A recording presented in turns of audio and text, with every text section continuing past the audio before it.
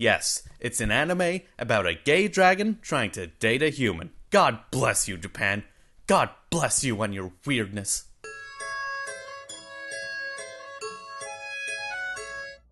I'll be honest, when I first heard about the show, my hopes were not high. I thought it was just going to be another generic fanservice-y cute girl show with a weird twist, but then I started watching it after several lectures from my brother about why I should watch it, and I was pleasantly surprised by how much I enjoyed watching it. And I have to say, I think the reason I enjoyed it so much is because, well, as the purposely clickbaity title says, this show is pretty gay. In many ways. And no, I don't just like it because it's gay girls, you cynical bastards. The show centers around the relationship between Toru, a bombastically optimistic dragon girl living in the human world, and Kobayashi, the human programmer Toru's fallen head over heels for who, after a drunken night in the forest, hires Toru to be her maid. Cue the shenanigans. For as weird a concept as it is, I think it does a really good job of dealing with its relationships, both romantic or otherwise, being able to effectively portray moments that range from subtle and heartwarming, all the way to moments that are comedically over the top. And I would go into detail about the more romantic aspects of the show, but Pedantic Romantic already made a video going into great depth on that topic, which I recommend watching. It's pretty good. But my use of the word gay to describe the show refers to its older meaning, which, according to dictionary.com, is having or showing a merry, lively mood, or bright and showy. And I could not think of any better way to describe this anime. It's just such a fun and joyful show, and today, I want to try and explain why I think Miss Kobayashi's Dragon Maid is such an absolute joy to watch. And the first thing that I think makes me like it so much is just that, well, it looks nice. Call me a sucker for pretty colors, but everything looks so bright and vibrant. The backgrounds, the characters, just, oh, it's all so pretty. And that's without even looking at the holy shit level of animation that's sprinkled throughout it. It gives the show this light-hearted, happy-go-lucky feel, which is even reflected in its very round character designs. Not that kind of round. See, outside of their hair, there are barely any sharp edges in the characters' shapes. Everything's made up of soft, sloping lines and curves. Even Fafnir's exquisitely sharp suit is rounded off at the corners. This makes the characters appear more friendly and playful than they might otherwise be, and it all comes together to help emphasize the laid-back and jokey nature of the show. And speaking of jokes, Miss Kobayashi's Dragon Maid is full of them. I mean, considering it's supposed to be a comedy slice-of-life series, that's to be expected. But it's the nature of the show's humor that interests me.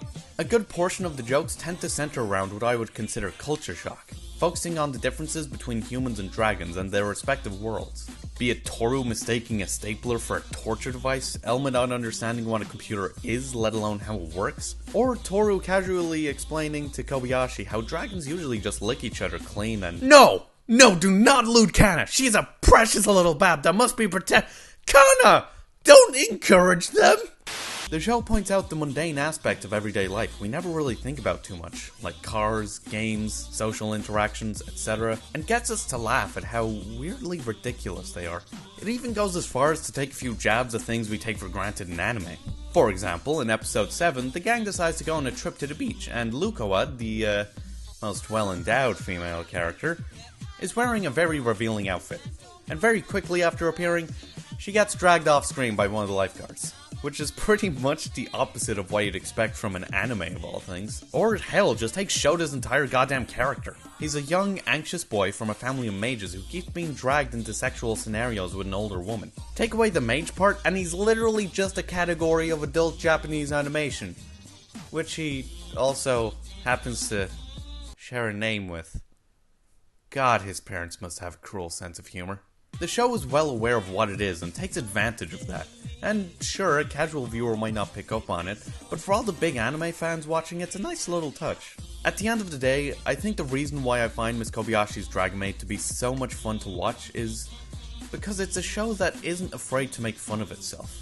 It's a show that goes out of its way to be bright and cheerful and, for me, is at its best when it's just being silly.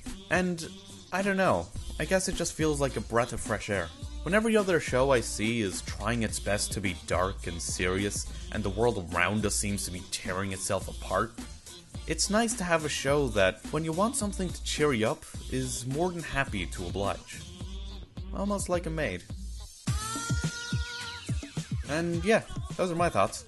I think Miss Kobayashi was the only show I watched for the winter season, and boy am I glad I did. I'm especially loving all the memes that are popping out of it, especially the ones with Kana, because oh my god, she is the most adorable thing in the world.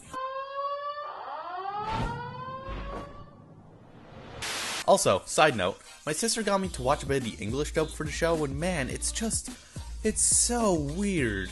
Toru's voice is alright, but everyone else is so weird, man. Anyway, tell me what you think, whether you agree, disagree, think Kana is adorable, have negative opinions about Kana that are punishable by death, etc. And thanks for watching. If you enjoyed this and want to see more, then be sure to like, comment, share, and of course, subscribe to come fly with me. And hopefully, I'll see you later.